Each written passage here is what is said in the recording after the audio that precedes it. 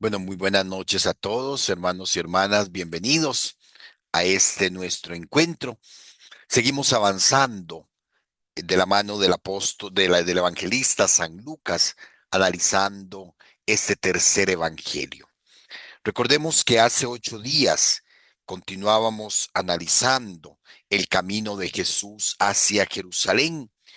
Hablábamos de las condiciones que Jesús nos ponía en el capítulo 12 sobre el abandonarnos en la providencia, el no acumular riqueza, inclusive el vender todo y hacer limosna y estar preparados para cuando Él venga. Y terminábamos hace 8 días escuchando a Jesús que nos decía: he venido a arrojar un fuego sobre la tierra, y cuánto desearía que hubiera aprendido. Con un bautismo tengo que ser bautizado, y qué angustias, qué angustiado estoy hasta que se cumpla. ¿Pensáis que he venido a poner paz en la tierra? No, os lo aseguro, sino división. Con estas palabras Jesús nos hablaba un poco de lo enigmático de su ministerio. Y hablábamos y comentábamos precisamente de que cuando Jesús habla de la división, no lo entiende como falta de amor, sino al contrario, la división que se produce ante su persona, creer o no creer en él. Desde principios del Evangelio, el anciano Simeón había anunciado que Jesús iba a ser una bandera discutida, y que entonces, pues ahora de una forma más clara, Jesús nos presenta la división que conlleva el creer o el no creer en Él. Vamos entonces a invocar el Espíritu para que nos siga iluminando y podamos entonces seguir adelante con este mensaje que el Señor nos regala. En el nombre del Padre, del Hijo y del Espíritu Santo. Amén. Te alabamos y te bendecimos, Señor del cielo y de la tierra, por tu infinita bondad y tu misericordia. Te damos gracias por el don de la vida que nos regalas. Te damos gracias por la fe. Te damos gracias por este momento en que nos permite reunirnos en tu presencia. Te pedimos, Señor, que tu Espíritu Santo nos ilumine para que, caminando contigo hacia Jerusalén, sigamos aprendiendo a ser verdaderos discípulos tuyos. Porque tuyo es el reino, el poder y la gloria por los siglos de los siglos. Amén. Bueno, de nuevo, muy buenas noches a todos. Estamos en el capítulo 12 del Evangelio de según San Lucas, y habíamos terminado en el capítulo 53, cuando hablábamos precisamente de la división a causa de Jesús. Continuando con la lectura, nos corresponde hoy analizar del capítulo 12, del versículo 54 en adelante. Y empezamos con esta pequeña perícopa de los versículos 54, 56, que nos hablan de los signos de los tiempos. ¿Alguno que nos ayude, por favor, a leerla? ¿Le ayudo, padre? Por favor. Decía también a la gente, cuando veis una nube que se levanta en el occidente, al momento decís, va a llover, y así sucede. Y cuando sopla el sur, decís, viene bochorno, y así sucede. Hipócritas, ¿sabéis explorar el aspecto de la tierra y del cielo? ¿Cómo no exploráis, pues, este tiempo? He venido a arrojar un fuego sobre la tierra y cuánto desearía que ya estuviera encendido. Bueno, perdón, llega hasta ¿cómo no exploráis pues este tiempo? Lo demás fue un dedazo que se me pasó del texto anterior, ¿verdad? Entonces, hipócritas en el capítulo, en el versículo 56, sabéis explorar el aspecto de la tierra, pero no exploráis, perdón, momentito, pero no exploráis este tiempo, dice Jesús. Voy a borrarlo de una vez para que entonces no tengamos problema a la hora de mandarlo. ¿Ok? Entonces termina allí. Bueno, Jesús manifiesta su sorpresa ante el hecho de que sus contemporáneos, tan hábiles para interpretar los fenómenos naturales, sean tan obtusos, tan cerrados para comprender lo que realmente está pasando a su alrededor en el ámbito de su existencia. Notemos que Jesús había venido insistiendo, ¿verdad?, sobre una crítica muy fuerte a su generación. Continúa ahora esta crítica. En estas palabras se percibe un eco de este juicio que Jesús hace sobre su generación contemporánea, y lo hace precisamente denunciando el contraste de su mentalidad. Tienen una sensibilidad ante los fenómenos meteorológicos, ¿verdad? Pero una insensibilidad religiosa. No son capaces de asumir, de aceptar, no son capaces de percibir la presencia de Dios en ellos, en él. Y eso es lo que Jesús critica a su generación, que pues son capaces de ver otras cosas, pero ver precisamente la acción de Dios en sus vidas, en su momento, no lo logran. Y yo pensaba que es una crítica que también pues nos toca profundamente a nosotros, aunque se está hablando de la generación contemporánea de Jesús. Sin embargo, yo creo que también nosotros podríamos decir hoy, nuestra generación tiene una sensibilidad no solamente meteorológica, tiene una gran sensibilidad en tantísimos, tantísimos campos, pero no somos sensibles a la acción de Dios. El haber sacado a Dios de nuestra vida, de nuestra cultura, nos ha hecho perder esa sensibilidad religiosa. Y por eso muchas veces también caemos en el pecado de la hipocresía, ¿verdad? Caemos en el pecado de la hipocresía cuando nos quedamos nada más en un ámbito meramente humano, cuando no somos capaces de trascender. Jesús critica a su generación, pero esta también se vuelve una constante llamada de atención a todos y cada uno de nosotros en lo personal y a nuestra generación en general, ¿verdad? Yo creo, por ejemplo, pensando en la sensibilidad de los derechos de los animales. Claro que es algo muy lindo porque son parte de la creación, pero muchas veces nuestra sociedad defiende más los derechos de los animales que el mismo derecho humano, que el mismo derecho de las personas. Y entonces hemos perdido. Y yo creo que la causa de esto precisamente es haber sacado a Dios de nuestro corazón. El signo de los tiempos. Jesús nos pide a estar atentos, a saber interpretar los signos de los tiempos, como lo van a afirmar precisamente los obispos en el Concilio Vaticano II. Los cristianos estamos llamados a saber interpretar el momento a la luz de nuestra fe. No sé si hay algún comentario, alguna pregunta, alguno que quiera decir algo. Sí, padre, tal vez valdría la pena mencionar que nos estamos haciendo incluso inmunes, Ujú, porque antes veíamos que se decía, bueno, tantas personas fallecieron y nos asustábamos mucho, ¿verdad? Yo recuerdo que mi mamá prendía una candela cuando oía las noticias que había muerto alguien. Ahora vemos y vemos y vemos y nos estamos haciendo incluso hasta inmunes a una realidad, ¿verdad? ujú. Claro que sí, sí. Sí, como le digo, tenemos una sensibilidad enorme para tantísimas cosas, ¿verdad? Nos sorprendemos de encontrar una célula, una molécula en Marte, pero no somos capaces de reconocer la vida humana precisamente antes del nacimiento, ¿verdad?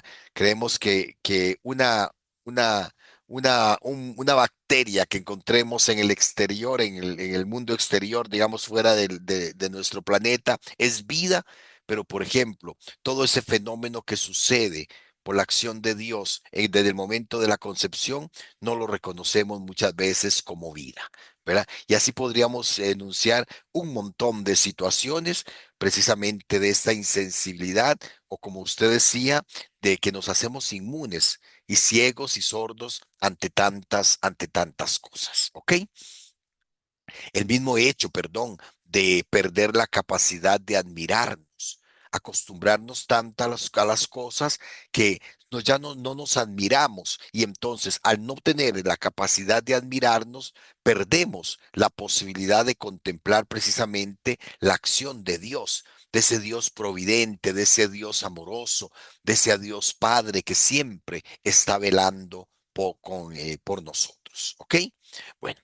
Continúa el texto, ¿verdad? Recordemos que este capítulo 12, pues es un capítulo difícil en que parece que San Lucas toma distintos materiales de varias fuentes y hace como especie de un collage y a veces nos cuesta unir de un párrafo a otro, porque muchas veces se presentan casi que sin un hilo conductor. Y es lo que nos pasa después de haber hablado de los signos de los tiempos, de haber después presentado esta crítica contra su generación, viene ahora este consejo, digámoslo así, estas palabras que Jesús nos pronuncia sobre las situaciones que se pueden vivir al interno de una comunidad. ¿Alguno que lo lea, por favor? Se lo leo, padre. Por favor. ¿Por qué no juzgas, por qué no juzgan ustedes mismos lo que es justo? Cuando vas con tu adversario a presentarte ante el magistrado, trata de llegar a un acuerdo con él en el camino. No sea que el adversario te lleve ante el juez y el juez te entregue al guardia y este te ponga en la cárcel. Te aseguro que no saldrás de allí hasta que hayas pagado el último centavo. Muy bien. Jesús recomienda a sus oyentes que se paren a meditar las consecuencias de comparecer ante los tribunales y al mismo tiempo exhorta a sus seguidores a que en caso de desaveniencia aprendan a conseguir acuerdos que eviten conflictos de mayor importancia, ¿verdad? Recordemos que en las comunidades judías pues se recurría precisamente a los jueces de los judíos. ¿Verdad? Aunque el pueblo judío estuviera, por ejemplo, qué sé yo, la comunidad judía de Roma procuraba no asistir hacia los tribunales civiles, sino que al interno de la comunidad religiosa, pues había también tribunales. Pues Jesús eso es lo que está haciendo referencia, porque pareciera que la primera comunidad cristiana, pues también siguió esta costumbre. Pero entonces lo que se invita es a ser consecuentes, ¿verdad? A medir, a meditar las consecuencias de que muchas veces seguir con una discusión a tal punto de tener que llegar a tribunales externos, más bien complica la situación, hace más grande el conflicto y si estamos en un ambiente de fe, si estamos en un ambiente de hermanos, pues que prevalezca sobre todo la verdad y la caridad que brotan precisamente del Evangelio. ¿Verdad? Un texto que, como le decimos, nos cuesta entender en relación a lo que se ha venido hablando, pero bueno, San Lucas nos lo presenta aquí como parte de las enseñanzas que los discípulos están recibiendo en este camino hacia Jerusalén al lado del Maestro. Después viene el tema, entramos al capítulo 13, que también continúa con esta dinámica, solo que este capítulo 13 nos presenta algunas parábolas, ¿verdad? Algunas parábolas que hace pensar como en un pequeño discurso. No es la situación de Mateo, por ejemplo, que nos presenta el gran discurso de las parábolas, pero Lucas aquí mete algunas parábolas, pero primero nos pide y nos da este consejo de enmendarse a tiempo. ¿Alguno que lo lea, por favor? Leo, padre. Por Leo. favor, don Iber. En aquel tiempo, perdón, en aquel mismo momento, llegaron algunos que le contaron lo de los Galileos, cuya sangre había sido mezclada Pilato con la de sus sacrificios. Le respondió Jesús: ¿pensáis que esos galileos eran más pecadores que los demás galileos porque han padecido estas cosas? No, os lo aseguro. Si no os convertís, todos pereceréis del mismo modo. O aquellos 18 sobre los que se desplomó la torre de Siloé matándolos, ¿pensáis que eran más culpables que los demás hombres que habitaban en Jerusalén? No, os lo aseguro. Y si no os convertís, todos perecerán del mismo modo. Les dijo esta parábola: un hombre tenía plantada una higuera en su viña y fue a buscar fruto en ella y no lo encontró. Dijo entonces al viñador: ya hace 3 años que vengo a buscar fruto en esta higuera y no lo encuentro, córtala. ¿Para qué vas a cansar la tierra? Pero él le respondió: Señor, déjala por este año todavía, y mientras tanto cavaré a su alrededor y echaré abono, por si da fruto en adelante. Si no da, la cortas. Veamos entonces que el texto nos presenta a unos que no sabemos si son los discípulos, si es alguien de la muchedumbre, que llegan precisamente a contarle a Jesús un acontecimiento político que pasó, ¿verdad? Algunos galileos habían sido asesinados por orden de Pilato, posiblemente en el momento en que se encontraban en el templo de Jerusalén.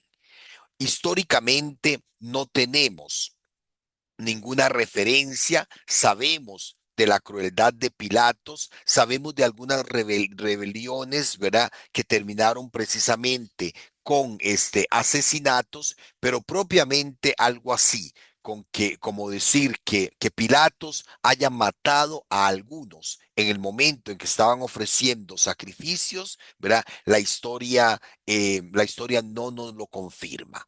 Ahora, parece que ante situaciones similares de represión y eso, pues San Lucas utiliza algunos elementos de la tradición para presentarnos sobre todo la respuesta de Jesús. Notemos que Jesús aprovecha ese incidente para invitar al auditorio a un verdadero arrepentimiento y a una verdadera conversión. Quizás en el fondo está la idea de la retribución intrahistórica. Si yo me porto mal, me tiene que ir mal. Si yo me porto bien, me tiene que ir bien. ¿Verdad? Y aunque ya el Antiguo Testamento tiene algunas ideas para corregir esta perspectiva, sin embargo, en tiempos de Jesús todavía era algo muy metido en el ambiente popular. Recordemos cuando el pasaje de aquel que le presentan a Jesús un ciego y que entonces en el Evangelio de Juan y que los discípulos preguntan, ¿quién pecó? ¿Este o su papá o sus padres? ¿Verdad? Y Jesús responde, ni este ni sus padres. Aquí parece que entonces la idea era que esos galileos a quienes Pilatos asesinó, pues eran más malos, eran malos, ¿verdad? Eran peor que ellos, que los demás. Jesús advierte que no, una muerte repentina tiene que hacer reflexionar a los vivos e incitarlos a arrepentirse y a reformar la vida, es decir, a aceptar con fe la palabra salvífica de Dios que él mismo ha venido a proclamar. Notemos que en la respuesta Jesús no solamente habla de los galileos, una muerte repentina, ¿verdad? En manos, digamos, de otro ser humano, un homicidio o un asesinato. Sin embargo, también nos habla de una muerte, ¿verdad? De una muerte natural o por una muerte de un accidente, no solamente por manos de otro hombre, sino por un accidente. Parece que se estaba restaurando la torre de Siloé y se desplomó un andamio y muchos de los trabajadores murieron. Jesús entonces no solamente habla de los galileos, sino también estos habitantes de Jerusalén, ¿verdad? Pues tuvieron que sufrir una muerte repentina. Y por eso entonces se invita a estar preparados, se invita a la conversión. ¿Verdad? Se hace eco pues de la invitación que constantemente Jesús hace acerca de la vigilancia. No sabemos el momento en que nos va a tocar a nosotros, por eso estar, pues, estar en ese proceso de arrepentimiento, estar en ese proceso de conversión. Y al final, pues esta parábola habla sobre otra muerte, la muerte por no producir, la muerte por improductividad.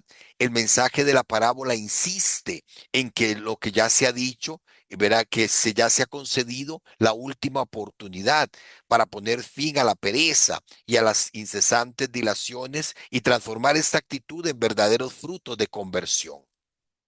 El Señor quiere de nosotros frutos, ¿verdad? No podemos ser como esa higuera que no da frutos. El Señor quiere frutos porque no sabemos también en qué momento, pues el Señor decide cortarnos. El Señor decide cortar la higuera. Veamos que entonces todo el conjunto, desde el versículo 1 hasta el versículo 9, ¿verdad? La constatación de los acontecimientos y la parábola nos presenta el mismo mensaje. Dios quiere que estemos preparados. Dios quiere que estemos vigilantes porque no sabemos en qué momento nos tocará a nosotros entregar cuentas al Maestro. ¿Preguntas? ¿Comentarios? Por favor, don Guimer, prenda el micrófono. Allá, ahora sí. Sí, gracias. Padre, no sé, se me ocurre, uno pudiese, no sé, o comparar o usar estos primeros versículos de este capítulo con las situaciones actuales que pasan en algunos países, donde por lo menos, vamos a decir, hay guerras, hay muertes, hay, vamos a llamarlo así como dictadores, sin ir muy lejos ahora, y entonces, donde uno ve como un victimario y unas víctimas, eh, esto también nos acataría a nosotros a que nosotros por lo menos, vamos a decir, lo que podemos hacer es rezar por la Ujú. conversión de esos pecadores, tanto los, vamos a llamarlos las víctimas como los victimarios. Sí, ok, claro que sí. Yo creo que sobre todo, don Guimer, sí, claro, es una invitación que el Evangelio nos hace de orar por la conversión, pero sobre todo los textos van encaminados mucho a nuestra propia conversión. En otras palabras, a no atenernos, ¿verdad? Y nosotros vemos, usted hablaba, por ejemplo, de situaciones que se dan en otros países, ¿verdad? Obviamente, pues está hablando su corazón, lo entiendo perfectamente, don Wilmer, pero también pensemos aquí entre nosotros. No hay una dictadura, pero por ejemplo, el ambiente de inseguridad que tenemos tiene que hacernos pensar. Es que ya ni siquiera tenés que estar en un lugar, perdónenme la expresión, ni siquiera tenés que estar en un lugar de mala muerte, ni siquiera tenés que andar en malos pasos para exponerte, ¿verdad? A, qué sé yo, a una balacera, a una situación que donde te pueden arrancar la vida, ¿verdad? Sería, digamos, el caso, parafraseando, la situación de los Galileos. Hoy entre nosotros hay una inseguridad en que sabemos que salimos de la casa, hermanos, pero no sabemos si vamos a regresar. Pensemos cuántas víctimas inocentes en esta ola de violencia por cuentas pendientes o por venganzas que se está dando en nuestro país, cuántas personas inocentes han fallecido. Ni siquiera muchas veces gente que no tiene absolutamente nada que ver. Y por un error humano o una bala perdida. O sea, salimos nosotros de nuestra casa y no sabemos que tenemos, si vamos a regresar o no. Hoy le tocó a esas personas. No sabemos si desgraciadamente mañana seríamos nosotros. ¿Verdad? Qué sé yo, estamos en una situación, por ejemplo, donde la inseguridad es tan grande que eso tiene que, sí, hacernos reflexionar sobre el fomento de la seguridad y luchar y ver a quiénes vamos a elegir para que haya más seguridad en el país y escuchar las propuestas, sí, pero también ante algo que se nos escapa de la mano, pues yo creo que todos tendríamos que estar más en ese plan de conversión, de estar en paz con Dios, de estar en paz con los hermanos, porque no sabemos ni el día ni la hora. No solamente por causa de violencia, producto del corazón humano, incluso hasta por causa de una catástrofe. ¿Verdad? Y vean, por ejemplo, a esos hombres estaban trabajando y quién se iba a imaginar que se iba a desplomar, por ejemplo, un andamio y que iban a morir. ¿Verdad? Como sabemos, eso también nos puede pasar. No solamente la muerte repentina a causa de otra persona, sino a causa de un incidente, a causa de una catástrofe natural, en fin, tantas cosas que lo que tienen que hacernos pensar es en la caducidad y en la limitación humana.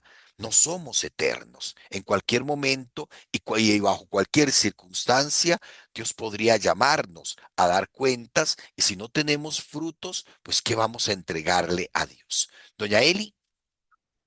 Sí, padre, ahora que usted dice eso, y no vayamos muy largo, vea esos dos agricultores que estaban trabajando y suena la alarma de que empieza la rayería y no le da tiempo de llegar y caen muertos ahí, Sí, ¿verdad? Los mató un rayo, sí. entonces ellos tampoco. Este, nosotros pensamos a veces que tenemos todo el tiempo, toda la vida por delante para arrepentirnos, para cambiar, para pedir perdón, para perdonar, para arreglarme con aquel vecino, con aquella familia. Ujú. Y entonces nos recordamos del Evangelio de hace poquito, insensatos, no saben que esta Insensato. noche, ¿verdad? Sí, así es. No medimos en realidad las consecuencias de hacer cada día un examen de conciencia y pedir perdón a Dios. Y si hemos cometido alguna falta contra un hermano, que es lo que a veces más cuesta, reconocer que nos equivocamos y pedirle perdón Y a otra pedir persona, en paz porque esa con Dios y en persona, paz con los demás. exactamente, ¿verdad? Exactamente, sí. Y con lo que decía don Andrés, creo, también yo recuerdo a mi mamá que mi mamá decía, vean, dejen de estar juzgando el pecado de otras personas, porque ustedes no saben que de repente, cuando vamos unos para el cielo y otros para el infierno, dice, ustedes van a tener que ver a esa persona que ya están juzgando, que van para el cielo y ustedes para abajo, para el infierno. Y a mí me llamaba mucho eso la atención, porque, dije, es cierto, uno a Ujú. veces tiene la mala costumbre de decir, ah, no, fulanito está perdido. Ah, no, fulanito ya se ganó todo el infierno, o sea, ya no hay nada que hacer. Y dice uno, Dios mío, ¿cómo se puede, eso, cómo es que se llama eso? Es soberbia, Sí, ¿verdad? que Ponerse uno a somos, juzgar.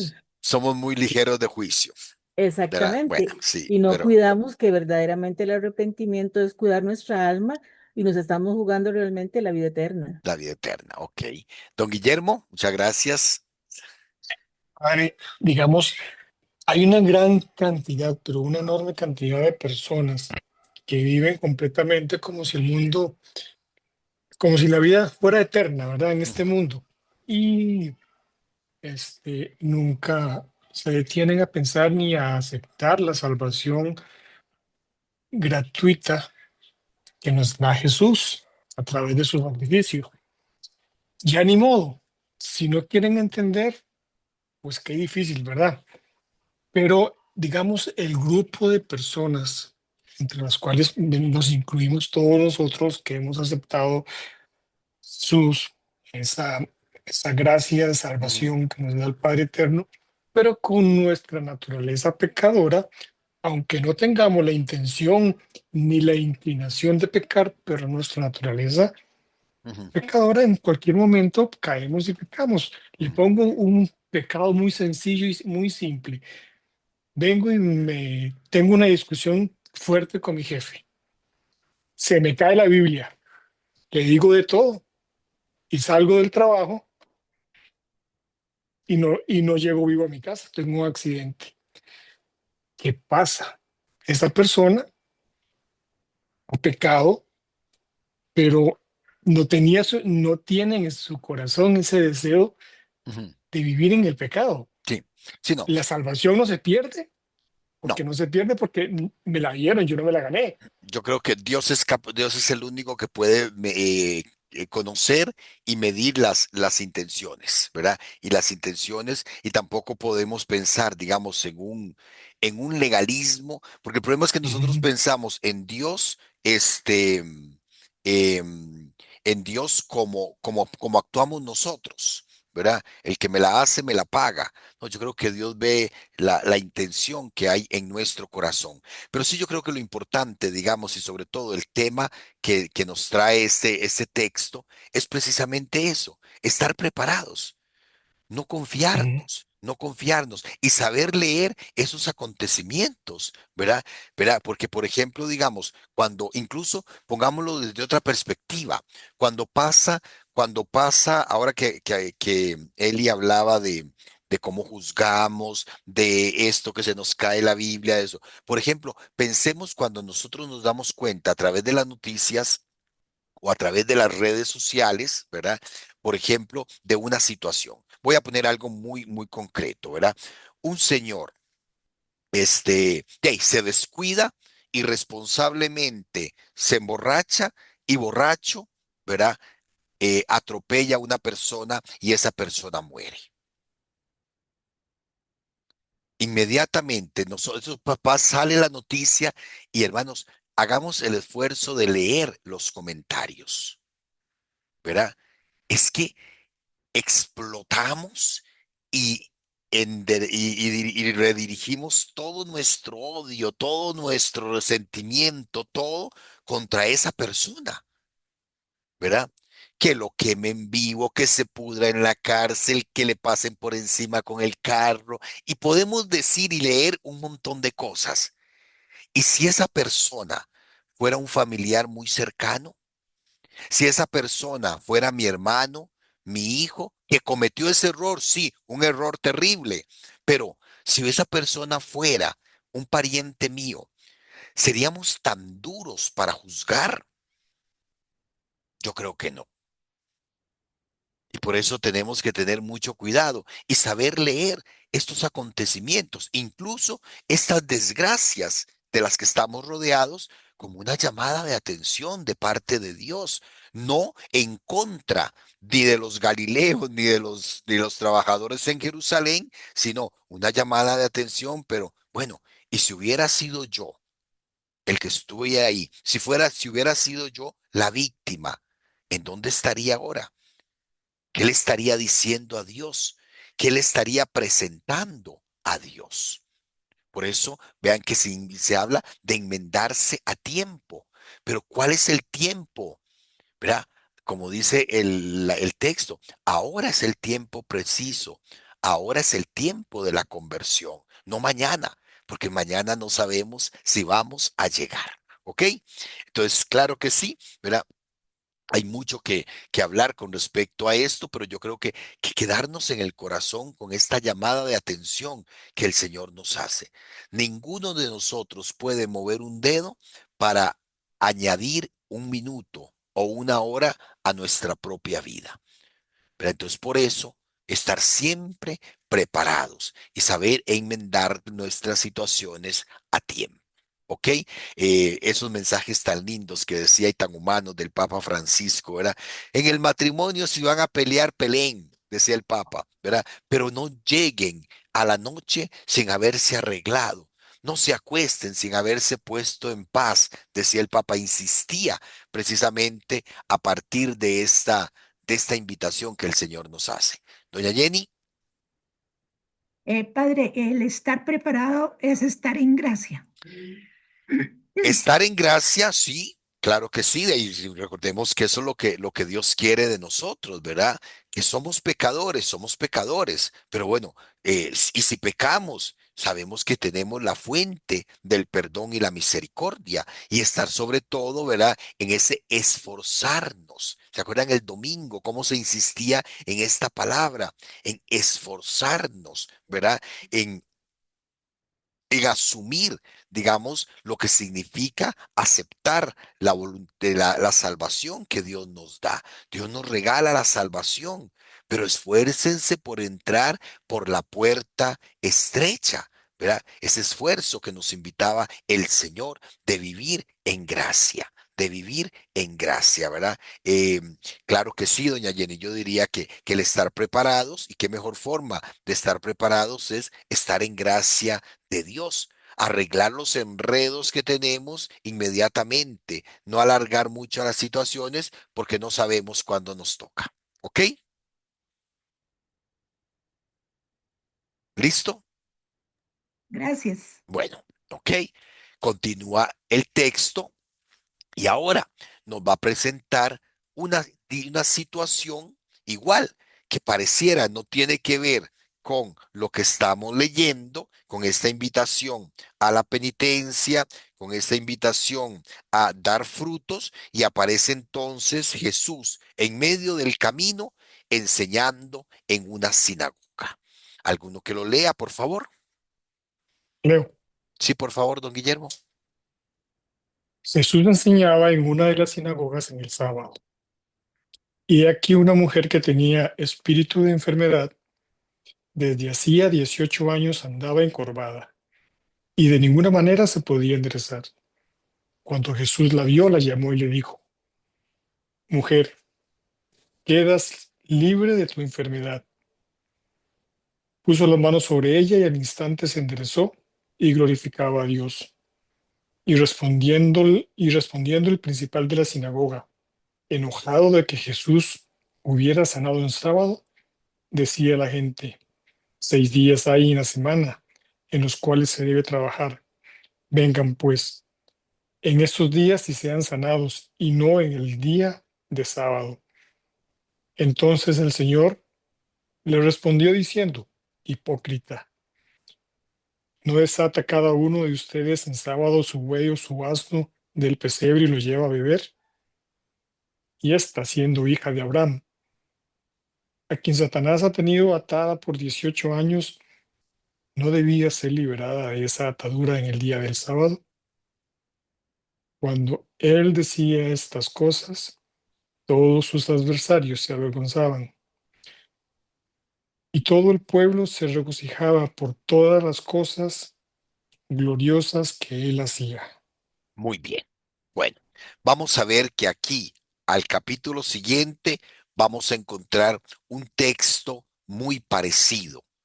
Pareciera que se tratara de un doblaje, de una repetición.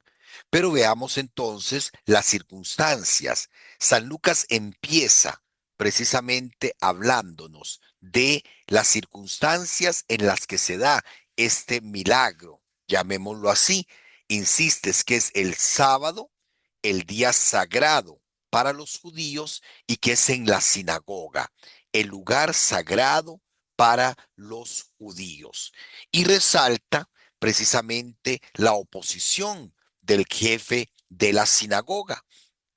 En el Evangelio de Lucas decíamos, hay infinidad de episodios en los que se presenta una idea fija de Jesús.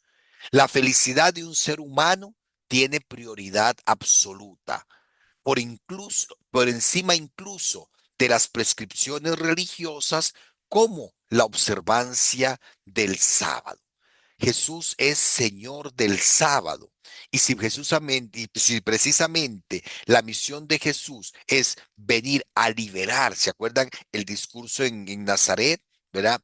He venido a dar vista a los ciegos, a liberar al oprimido. Pues precisamente si la misión de Jesús es liberar, pues esa liberación tiene que darse, ¿verdad? Sin importar, ¿verdad? Que en qué momento o en qué lugar. También lo vamos a ver cuando veamos el capítulo 14. Aquí está en juego una interpretación muy linda del sábado, ¿verdad? El sábado, la justificación del sábado para los judíos, ¿verdad? Es precisamente porque es el día en que Dios descansó. Es el día en que Dios descansó. Pero en el Deuteronomio, ¿verdad? Se invita a la comunidad a celebrar el sábado también como el día en que Dios nos liberó de la esclavitud de Egipto. Después vamos a verlo con la cita en mano, y entonces parece que Jesús está precisamente enfocado en recordar que el sábado es para liberar, que el sábado es para liberar. Por eso la argumentación que da Jesús es contundente. Si la ley permite cuidar los animales domésticos, aunque sea sábado, ¿cuánto más permitirá ocuparse de la salud de un ser humano? Si la ley permite desatar, liberar a los animales para llevarlos del pesebre al abrevadero para que puedan tomar agua, cuanto más permitirá soltar las ligaduras aniquilosas de una persona para devolverle la salud. Jesús se presenta no solamente como el Señor del sábado, sino como aquel que viene a liberar. Actúa con plena autoridad sobre el sábado y sobre las más antiguas tradiciones del pueblo, y hasta se atreve a echar en cara a los que le critican su actuación, a los que critican su actuación, la radical hipocresía que resuman esas reacciones de escándalo, ¿verdad? Se escandalizan. ¿Por qué?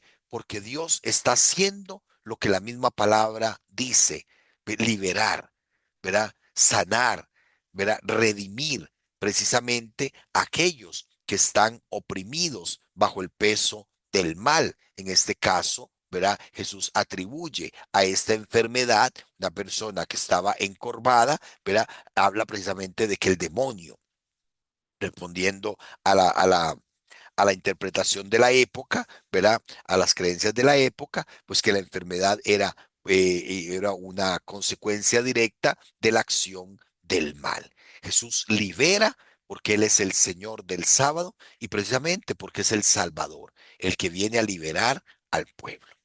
Pregunta, comentarios, don Guillermo. Eh, Jesús viene a convertirse entonces en nuestro descanso. Y ya el sábado, la figura del sábado en el Antiguo Testamento y para la religión judaica, el sábado era el descanso y que Ujú. era de vigilancia estricta, ¿verdad? Pero Ajá, Jesús viene a ser ahora nuestro descanso, porque él mismo llega y dice, vengan vengan a mí. todos los que estén cansados y agobiados, que yo los voy a hacer descansar. Ujú. Sí. Entonces, nuestra mirada en él y atendiendo su promesa. Ajá. Sobre todo, digamos, la justificación más grande del paso del sábado al domingo es precisamente la resurrección, ¿verdad? Como la primera comunidad cristiana, ¿verdad? Porque veamos que Jesús no está violando el sábado, ni está criticando el sábado, está criticando la actitud hipócrita de muchas autoridades, ¿verdad? Judías que por colar la arena, ¿verdad? El mosquito, dejan pasar Ujú. el camello, como va a decir también el mismo Evangelio de Mateo, ¿verdad? Y lo hemos escuchado en las misas de estos días, los ayes contra los fariseos de Jesús en el Evangelio de Mateo, ¿verdad? Por eso, y eso, Jesús lo que critica es esa actitud hipócrita que han perdido por fijarse en minucias, ¿verdad? Por fijarse en cosas insignificantes, han perdido el verdadero sentido del sábado, que es precisamente celebrar la liberación que Dios da. ¿Y cómo celebrar la liberación? Pues de qué manera mejor que liberando, ¿verdad? Y es lo que hace Jesús en este caso con la mujer encorvada. ¿Ok? Bueno, Ok. seguimos, ¿verdad? Para cerrar esta primera parte del relato del viaje de Jesús a Jerusalén, Lucas presenta dos parábolas del maestro: la parábola del grano de mostaza y la parábola de la levadura, que tienen una estructura paralela, ¿verdad? Viene la parábola del grano de mostaza. Decía pues: ¿a qué es semejante el reino de Dios? ¿A qué lo compararé? Es semejante a un grano de mostaza que tomó un hombre y lo puso en su jardín, y creció hasta hacerse árbol, y las aves del cielo anidaron en sus ramas. La parábola del grano de mostaza le sirve a Jesús para mostrar una de las características esenciales del reino, Dios, ¿verdad? Del reino de Dios. De unos comienzos verdaderamente minúsculos se pondrá en marcha todo un proceso de crecimiento que lo transformará en uno de los fenómenos más espectaculares de la historia de la humanidad. La semilla de mostaza es esa predicación que Jesús fue realizando. Es esa predicación que continuó en medio de los apóstoles y por medio de los apóstoles y que ha ido transformándose precisamente en ese árbol fruto en donde la humanidad ha sabido anidarse en sus ramas, ¿verdad? Entonces veamos que la predicación de Jesús tiene esa fuerza de la semilla que dará inevitablemente como resultado el establecimiento pleno y definitivo de esa realidad, el reino de Dios. Jesús con su palabra, ¿verdad? Con su palabra hace germinar el reino y la garantía de que ese reino llegará a su plenitud, pues es la misma acción del Señor, del Dios con nosotros, ¿verdad? Podríamos decir que el grano de mostaza es sobre todo la predicación y la acción de Jesús, que pareciera ser muy pequeña en aquellos recónditos lugares de Palestina, pero que empezó un proceso de transformación que invade a toda la humanidad. Y esta misma idea es la que ahora presenta a través de la levadura. Verá, recordemos que este dualismo no, esta doble perspectiva de Lucas, verá, lo femenino, lo masculino, la parábola, el hombre que siembra la semilla, ahora es la mujer que mete la levadura en la harina, verá. Dijo también, ¿a qué comparar el reino de Dios? Es semejante a la levadura que tomó una mujer y la metió en 3 medidas de harina hasta que fermentó todo. En la tradición evangélica se compara el reino de Dios con una sustancia como la levadura, que está dotada de unos principios tan activos que cuando se mete o se esconde en la masa de harina, afecta a la amasadura entera, fermenta toda la masa. Lo mismo ocurre con el reino de Dios. Una vez que entra en la historia humana, aunque sea de manera oculta, no puede menos de producir una fermentación expansiva por la actividad intrínseca de sus ingredientes. Sin la harina no se puede hacer pan, pero sin levadura, ¿qué clase de pan sería ese? Los principios activos de la levadura son imprescindibles para hacer el pan.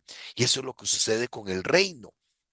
El reino es como esa levadura, ¿verdad? Que fermenta, que expande, que activa los principios que dan verdadero sentido a la vida humana.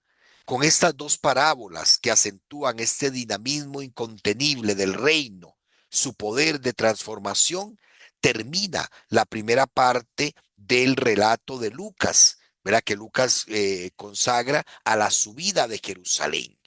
Recordemos que San Lucas, vamos a verlo, nos presenta el camino a Jerusalén en 2 partes. La primera termina aquí. Viene inmediatamente la segunda mención del camino, porque vamos a ver que en 13:22, que es el versículo que siguiente, vuelve otra vez a mencionarse que Jesús va camino hacia Jerusalén. Va en camino hacia Jerusalén. ¿Ok? Ahora, retomemos entonces eso, la subida de Jesús a Jerusalén, la segunda parte. ¿Y por qué lo dividimos así? Porque recordemos que en 9:51 habíamos empezado el camino a Jerusalén mencionando precisamente que Jesús se pone en camino hacia Jerusalén.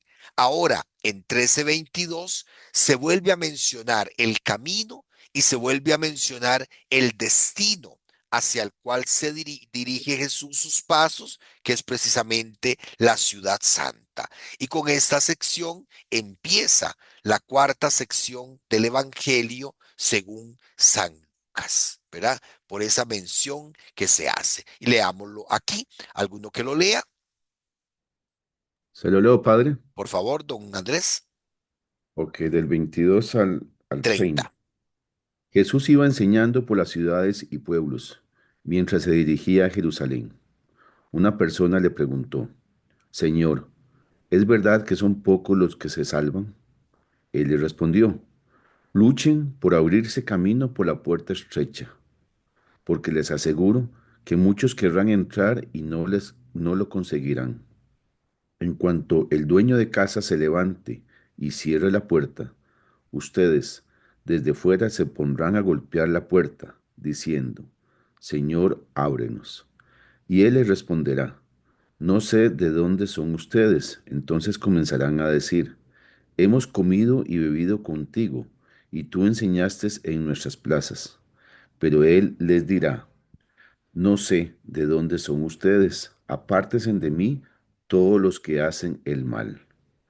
Allí habrá llantos y rechinar de dientes cuando vean a Abraham, a Isaac, a Jacob y a todos los profetas en el reino de Dios, y ustedes sean arrojados afuera. Y vendrán muchos de oriente y de occidente, del norte y del sur, a ocupar su lugar en el banquete del reino de Dios. Hay algunos que son los últimos y serán los primeros, y hay otros que son los primeros y serán los últimos. Muy bien, muy fresquito tenemos este texto, ¿verdad que sí? ¿Por qué?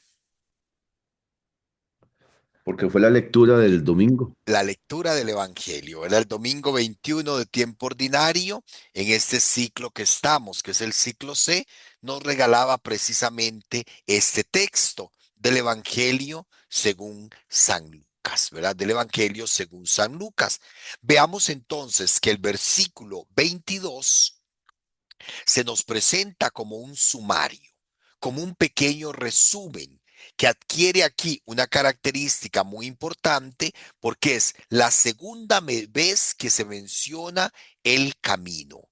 Jesús continúa su camino enseñando, ¿verdad? Con una meta bien definida, ¿verdad? Mientras caminaba hacia Jerusalén. Entonces notemos que es un pequeño sumario que permite dividir este camino en dos etapas, ¿verdad? En dos etapas, ¿ok? Jerusalén es la meta hacia la cual Jesús se dirige. Y entonces, después de este sumario, viene una pregunta. ¿Son pocos los que se salvan? Una pregunta que, bueno, toca la esencia misma del Evangelio, ¿verdad? Pero que tiene por trasfondo, ¿verdad? Una creencia muy arraigada en el judaísmo. Todo israelita, por el hecho de serlo, entrará a formar parte del mundo futuro. En otras palabras, cualquier israelita, por ser israelita, tiene derecho a la salvación y se salvará. En este caso, la pregunta pareciera más bien decir, ¿y serán muchos los otros de otros pueblos que se salven? Porque nosotros tenemos el lugar seguro. ¿Cuál es la relación del conjunto de la humanidad con respecto a este reino que Jesús predica? No sé si queda claro la cuestión. Vea que Señor, son pocos los que se salvan. Pero si los judíos tenemos la salvación garantizada, entonces, ¿será que se van a salvar unos poquitos de los otros no judíos? Y en esto podríamos decir, vamos a ver que la respuesta de Jesús hace un llamado de atención a las falsas seguridades. Yo decía el sábado o el domingo, em, ¿verdad? Yo decía el sábado y el domingo en las misas, bueno, Jesús, ¿verdad? Jesús lanza una respuesta, esta pregunta, ¿verdad? Deja entrever falsas seguridades del pueblo judío, ¿verdad? Sin embargo, ¿verdad? Sin embargo, también nosotros podríamos tener falsas seguridades. Creer que porque hacemos esto, porque hacemos el otro, ya tenemos el puesto ganado, ¿verdad? Y Jesús advierte. Y la respuesta de Jesús es extraordinaria porque no les responde directamente a la pregunta planteada, ¿verdad? Jesús no da un número, no dice cuántos, sino que más bien desvía la pregunta, ¿verdad? O la respuesta hacia una advertencia de tipo práctico. Hay que esforzarse por entrar en el reino, pues su única entrada es una puerta estrecha. Lo que interesa a Jesús es el esfuerzo humano. La cuestión del número, cuántos, incumbe exclusivamente a Dios. Sin embargo, notemos que Jesús nos habla de esforzarnos y hay que tener cuidado porque uno podría malinterpretar este texto. Uno podría malinterpretar en el sentido de decir, bueno, ¿verdad? Entonces yo me gano la salvación con mi esfuerzo, ¿no? Y eso es pelagianismo, ¿verdad? Eso es una doctrina condenada por la iglesia. Yo no puedo hacer absolutamente para salvarme, no puedo hacer nada. Simple y sencillamente es aceptar la salvación que Jesucristo me ofrece. Jesús es quien nos salva. Pero al aceptar la salvación, yo me comprometo a cumplir, ¿verdad? La voluntad de Dios. Yo me comprometo a seguir el camino trazado por Jesús. Entonces, ese es ahí donde radica el esfuerzo. El esfuerzo es en esforzarme, valga la redundancia, esforzarme en cumplir los compromisos que yo adquiero al aceptar la salvación que Jesús me realiza, Jesús me regala, ¿verdad? Entonces veamos que el esfuerzo no es para ganarme la salvación, sino para corresponder al llamado que Dios hace, ¿verdad? Y en muchas partes del Evangelio se habla precisamente de que la puerta o el camino que conduce a la salvación es un camino estrecho. Y podríamos preguntarnos por qué.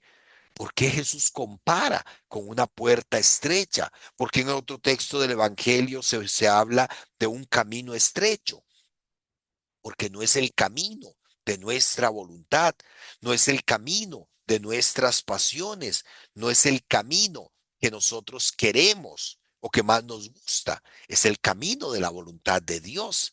Recordemos el Evangelio de Marcos: el que quiera venirse conmigo, que se niegue a sí mismo, que cargue con su cruz y me siga, dice el Señor. Ese es el esfuerzo que tenemos que hacer, aprender y esforzarnos en hacer a un lado nuestra voluntad para cumplir la voluntad de Dios.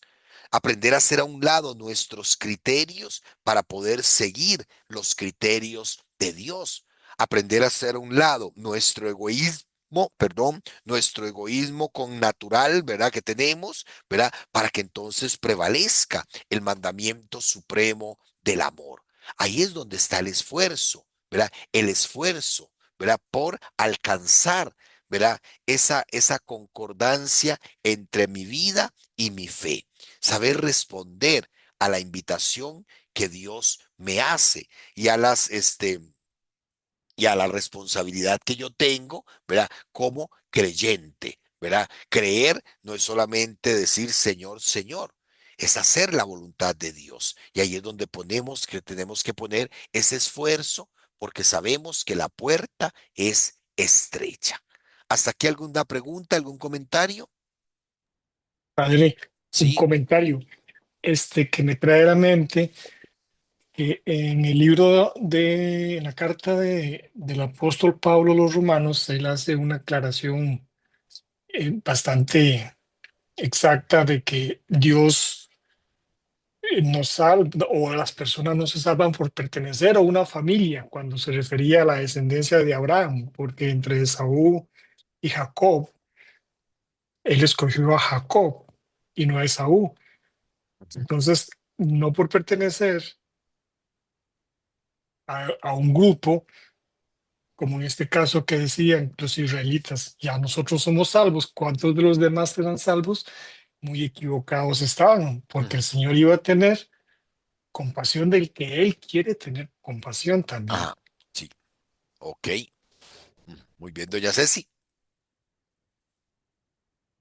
Sí, padre, me quedaba aquí la inquietud porque del versículo 29 en adelante al 30, ah, y generalmente este pasaje también lo relacionan con las personas que pertenecen, por ejemplo, a las religiones orientales.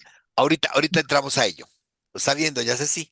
Ahorita entramos a ello, porque vamos, vea que apenas estoy en el versículo 23, ¿verdad? Hay que esforzarse por entrar por la puerta estrecha. Ya ahorita me recuerda para comentar eso, ¿verdad? Veamos entonces que esta puerta es una puerta estrecha, pero atención a la anotación que hace el Evangelio, ¿verdad? Es una puerta que puede cerrarse y de hecho es una puerta que será cerrada, ¿verdad? Una puerta que será cerrada. Por eso entonces Jesús invita a la conversión, ¿verdad? Jesús invita prácticamente, como lo ha venido haciendo en el capítulo en los textos anteriores, a estar preparados.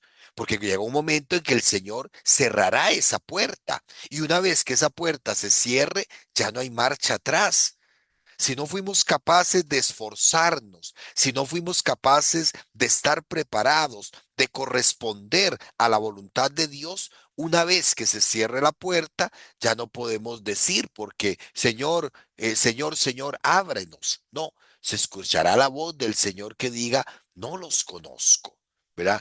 Está en juego, está ahí la idea atrás de que Jesús conoce, Dios conoce a los suyos, a los que Él ha elegido, ¿verdad?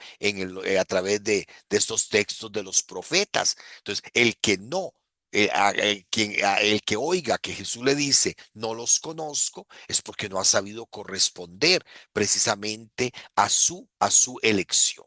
Don Andrés, Padre, ¿por qué se refiere a una puerta estrecha? de por lo difícil. Usted y yo estamos gorditos, Andrés, y cuesta entrar por una puerta estrecha. La panza no nos deja. Bueno, ¿qué tenemos que hacer? ¿Qué tenemos que quitarnos? ¿Verdad? Algunos dicen incluso que si la puerta es muy estrecha, la conglomeración que se hace, ¿verdad? El pleito que se hace para entrar.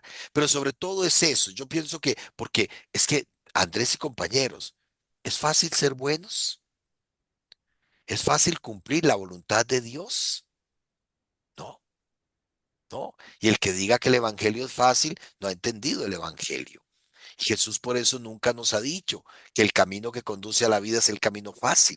No, es un camino difícil y por eso tal vez la relación con la puerta estrecha. Hay que esforzarse también por cumplir, ¿verdad?, la voluntad de Dios. ¿Ok? Tiene que ver la puerta estrecha. Yo no he visitado donde está el nacimiento de Jesús, Ujú. pero dice que hay una puerta estrecha ahí, Sí, pequeñita. lo que pasa, don Andrés, es que eso es muy posterior y tiene una explicación muy curiosa, ¿verdad? Cuando el Imperio Otomano, bueno, la Basílica del Nacimiento en Belén, ¿verdad? Que cuando el Imperio Otomano llegó, ¿verdad? Llegaron, ¿verdad? Y de ahí era un imperio musulmán, ¿verdad? Y conquistaron toda la Tierra Santa, pues era muy normal que entraran a profanar los templos, ¿verdad? Ya fuera con camellos o a caballo, entraban con los caballos a los templos para profanarlos, ¿verdad? Y entonces en Belén se les ocurrió cerrar la puerta, clausurar la puerta con cemento y dejar nada más una puerta donde usted para entrar tiene que prácticamente casi que arrodillarse, ¿verdad? Inclinarse montones. Los que somos chiquitillos como yo no tenemos mucha dificultad, ¿verdad, Laurita? Pero los que son como usted, don Andrés, tienen que hacer un esfuerzo muy grande porque hay que agacharse mucho. Pero eso les digo, eso fue un dato muy posterior, ¿verdad? Y se habla entonces que ahora se le da mucho significado, ¿verdad? La necesidad de postrarse, ¿verdad? Como un acto de humildad y todo eso, pero tiene una explicación histórica, ¿verdad? Pero sí sobre todo porque, bueno, ya sabemos que no es fácil. Cuando dos o tres quieren entrar por una puerta estrecha, hay que acomodarse, ¿verdad? Y sobre todo, igual, ¿verdad? No es fácil. Si comparamos una puerta estrecha, una puerta ancha, ¿verdad? Obviamente la dificultad que presenta eso. ¿Ok? ¿Estamos, don Andrés?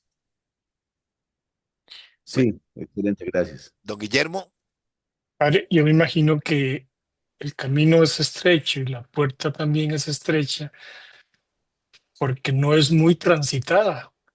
Y los que van ahí, porque el Señor dijo, no todos los que me llamen Señor, Señor serán salvados. Ujú. Pienso yo, me lo imagino así, el mundo tiene su sistema y la mayoría, hay una gran cantidad de los que viven en el mundo, están en el camino del mundo, en el camino que no es el camino del reino. Y el camino del reino es un camino estrecho porque es poco transitado. No todos escogieron la verdad, ni la luz, ni el camino verdadero. Sí, ok. Y también, don Guillermo, ahora me haces pensar otra cosa. Recordemos que ya en la tradición sinóptica, en la totalidad de los evangelios, ¿quién es la puerta? Jesús. Jesús. Jesús. Y el mensaje de Jesús es un mensaje que compromete, ¿verdad? No es un mensaje fácil, lo hemos venido diciendo. Por eso quizás el techo de la puerta estrecha, ¿ok? La puerta siempre es Jesús, pero el mensaje de Jesús no es un mensaje fácil. Es un mensaje que conlleva asumir la cruz, cargar la cruz. Es un mensaje que conlleva amar como Jesús amó hasta dar la vida. Es un mensaje que conlleva amar incluso a los enemigos. Y el que me diga que eso es fácil, qué ¿No? dichoso, ¿verdad? A Qué morir un dichoso. poquito cada Es vez, cada día, cada día más, ¿ok? y no es Ok, fácil. ok.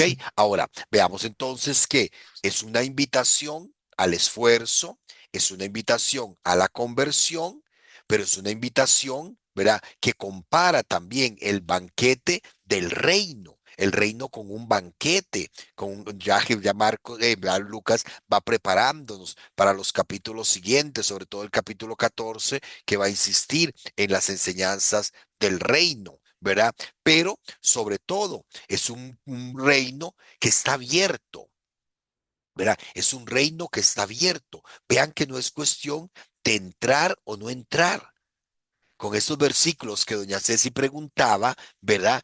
En el fondo es cuestión de ser admitido o quedar definitivamente excluido. Y si somos admitidos es precisamente por la invitación que Dios hace a todos. Vendrán de oriente y occidente, del norte y del sur. Es decir, no solamente son los judíos, ¿verdad? Los que se van a salvar. Es todo aquel que acepte a Jesucristo el Señor, ¿verdad? Todo aquel que acepte a Jesucristo el Señor. Ahora viene entonces la pregunta de doña Ceci. ¿Podemos aplicar este versículo a los que no son cristianos o a las gentes de otras religiones, ¿verdad? De otras religiones, el Evangelio no se detiene en eso. Eso ya es algo que la teología ha tenido que venir reflexionando y meditando y que todavía no se ha dicho la última palabra. ¿Verdad? El Vaticano II da algunas pautas, ¿verdad?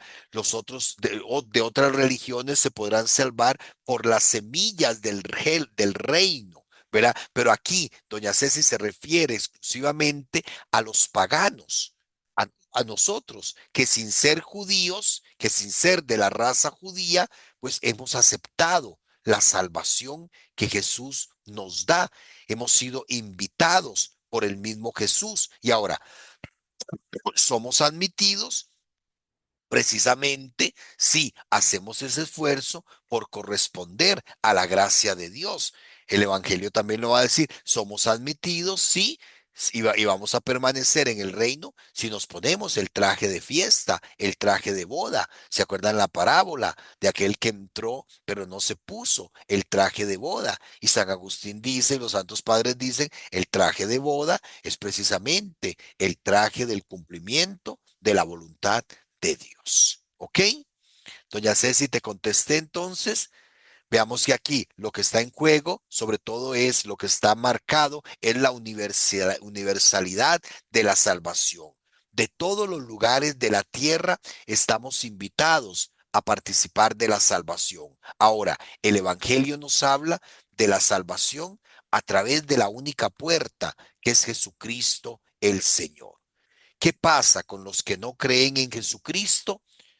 Dios tendrá, Dios sabrá. pero el texto como tal está haciendo referencia al universalismo, a que Dios ofrece salvación a todo aquel que sin importar la raza, crea en Jesucristo el Señor. Doña Ceci. Sí, no, sí, esa sería como, porque sí, a veces dicen que todas bueno, ahora esas les dicen religiones, pero son como filosofías de vida, ¿verdad? Ujú. Que llegarán por su camino, si no, si no no encuentran a Jesucristo, llegarán por su camino. Bueno, sí, como usted dice, solo ellos sabrán. Y después a veces mm, también se decía que la iglesia es sacramento de salvación, pero para los que somos católicos, para los que no, también es así como que Dios sabrá. Y me llamaba la atención, que hasta hoy le pongo atención, que Abraham, Isaac, Jacob y todos los profetas están en el reino de Dios. Está en el reino de Dios. Y Porque sí, y que esos santos los celebran los orientales, ¿verdad? sí, sí, sí. Incluso, digamos, en el calendario antiguo nuestro se celebraban, ¿verdad? Sabemos que bueno, son tantos que no tenemos, ¿verdad? Porque, por ejemplo, en la liturgia de Jerusalén, en la liturgia de la custodia, se celebra el día de los patriarcas, el día de Jacob, San Isaac, San Abraham, ¿verdad? Pero bueno, en el rito latino ha quedado un poquito por fuera esas celebraciones, ¿verdad? Por una cuestión histórica, pero bueno, lo bonito es eso, ¿verdad? Que es como se menciona que los pilares fundamentales del pueblo de Dios, ¿verdad? Y los profetas, los enviados, ¿por qué? Porque hicieron la voluntad de Dios, porque cumplieron la voluntad de Dios, porque no solo se quedaron diciendo Señor, Señor, sino que se esforzaron en cumplir la voluntad de Dios. ¿Ok? Don Guillermo. Sí, sabemos que con claridad, porque ya eso lo hemos visto muchas veces, que Jesús es la puerta y es la salvación, pero que el pueblo judío no aceptó a Jesús, Ujú. pero Dios no ha desechado a su No. pueblo de Israel, a su pueblo judío, a su pueblo, ¿verdad? Que Él lo escogió. Entonces, Él será que, es la pregunta, Él tratará con Israel durante ese periodo de los 1000 años para que se conviertan a Jesús Don Guillermo, es y una puedan tener la pregunta, salvación. sí, es una pregunta que se las trae porque inclusive San Pablo dice que para que antes de la venida del rey de Jesucristo, la segunda venida del Mesías, Israel tendrá que haber aceptado al Mesías. Por eso hay gente que Ujú, dice, falta muchísimo todavía, dice la gente, ¿verdad? Hay un compañero que decía, ujú. ay, si eso es así, entonces todavía no viene el Señor, ¿verdad? Vacilando decía eso. Pero sí, San Pablo lo pone como una de las condiciones. El pueblo tendrá, el judío tendrá que aceptar a Jesucristo el Señor. Y bueno, Por podrá eso- faltar mucho, pero me puedo morir en ese lapso si no lo Sí, acepto yo. exacto. Ah, sí, sí, sí, sí, sí, sí, Sí, sí. La puerta en cualquier momento se cierra. Y se ahí, cierra en y cualquier ahí momento. ya está cerrada con 3 candados, digo la puerta negra. Para en el ascensor, ya no se Sí, puede parar el bueno, ascensor. sí, ok, bueno, ok. Vienen entonces, ¿verdad? Otro texto. En aquel mismo momento, perdón, no sé si hay alguna pregunta. Es que este está el. Ok. Sí, Odeli, precisamente lo que decíamos. Es difícil porque requiere humildad y negarse a sí mismo, es el forzarse por la puerta. Ok, ahora, vienen las maquinaciones de Herodes. En aquel mismo momento se acercaron algunos fariseos y le dijeron, sal y vete de aquí, porque Herodes quiere matarte. Y él le dijo, id a decir a ese zorro. Yo expulso demonios y llevo a cabo curaciones hoy, mañana, y al tercer día soy consumado. Pero conviene que hoy, mañana y pasado siga adelante, porque no cabe que un profeta perezca en Jerusalén. Dentro de la narración del camino hacia Jerusalén, surge este episodio sobre las oscuras pretensiones de Herodes, que quiere acabar con el maestro. Lucas ya nos había dicho que Herodes quería conocer a Jesús. Aquí que ya se dice que los mismos fariseos le advierten a Jesús que Herodes quiere acabar con él. Notemos entonces que la valoración que hace Lucas de los fariseos no siempre es la misma. Jesús va a la casa de los fariseos, come con los fariseos. Si peleaba con ellos, era porque quizás eran los que estaban más cerca de él. Entonces no siempre habían malas intenciones, ¿verdad? Aquí le advierten a Jesús. Sin embargo, la reacción de Jesús descubre el profundo significado del plan asesino, citándolo en la trayectoria de su propia misión. Los fariseos advierten a Jesús y le piden salir del territorio y de la jurisdicción de Herodes Antipas, que era el tetrarca, el rey de Galilea. Pero vean que aquí hay un problema geográfico, perdón. San Lucas no nos ha dicho ni nos dice dónde está Jesús. Salió ya de Galilea, entró ya en la región de Judea. Lucas nada más dice que va caminando, ¿verdad? Lucas, ¿dónde está Jesús en este momento? El texto no lo indica. Por eso la finalidad del relato no es tanto señalar un cambio en la situación geográfica, sino que pone de relieve un aspecto fundamental de toda la concepción de Lucas. Jesús tiene que alcanzar ineludiblemente el lugar donde ha de consumarse su destino de pasión y muerte. Jesús no deja Galilea porque Herodes lo va a echar o por miedo a Herodes. No, Jesús deja Galilea porque él tiene muy claro que tiene que caminar hacia Jerusalén y que es allí donde va a ser la consumación, donde va a dar su vida por nosotros. Por eso vea que ante las maquinaciones de Jesús, la respuesta de Jesús es muy clara. Jesús continúa enseñando, curando, liberando al hombre de los males que le atenazan. Su actividad no cesa hasta que él alcance su destino. Opóngase quien se oponga, Jesús deja entrever que tiene que alcanzar el destino en donde se llevará a cabo su consumación. Perecer en Jerusalén. Es como Jesús dijera prácticamente, no entra en los planes de Dios que yo muera a manos de Herodes, sino ejecutado en Jerusalén.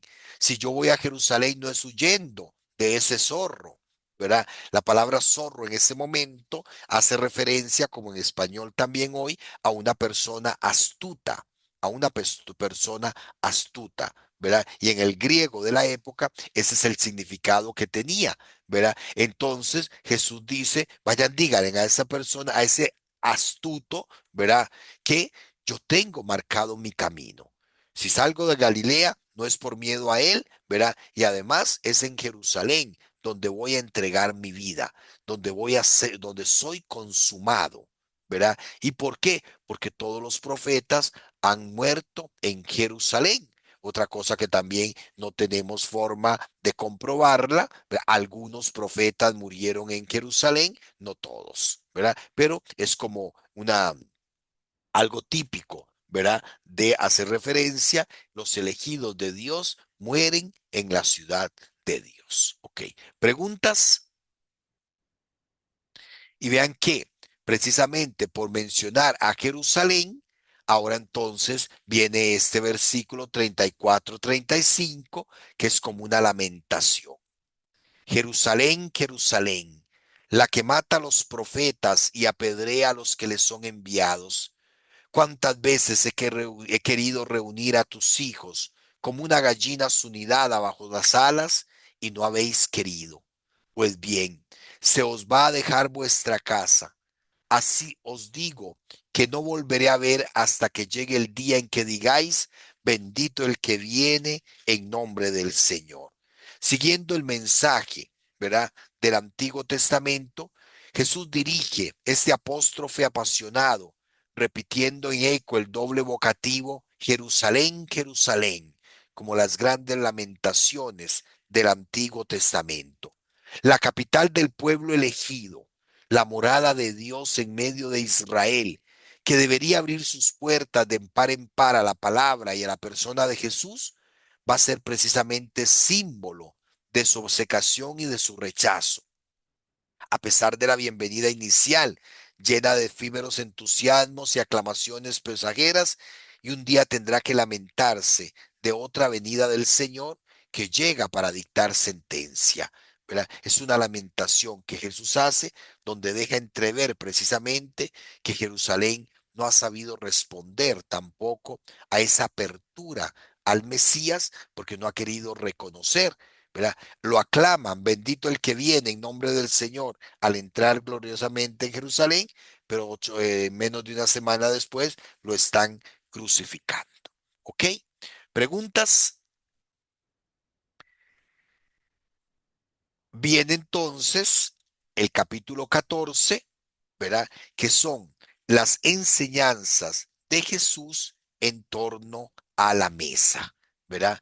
Vamos a ver de hoy en 8 días cómo Jesús es invitado a un banquete y en medio de ese banquete Jesús enseña, sigue enseñando a sus discípulos y a la multitud que están allí con él.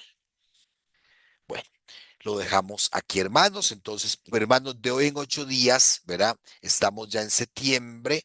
Entonces, tengo la primera semana que estar en Guapiles, en la colonia de Guapiles, en un curso sobre el Apocalipsis. Por lo tanto, de hoy en 8 días no tenemos. Nos veríamos de hoy en 15 días, si Dios lo permite, para continuar con el capítulo 14 y ver si entramos ya al corazón del Evangelio de Lucas, que sería el capítulo 15, las parábolas de la misericordia. Gloria al Padre, al Hijo y al Espíritu Santo, como era en un Como era en el principio, ahora y principio, ahora y siempre, siempre, por por los los los siglos de siglos siglos los de de los los siglos. siglos. amén. Amén. Amén. La bendición de Dios Todopoderoso, Padre, Hijo y Espíritu Santo, les proteja y acompañe ahora y siempre. Amén. Amén. Amén. Buenas noches a todos Amén. y muchas Buenas noches, bendiciones. Padre. Dios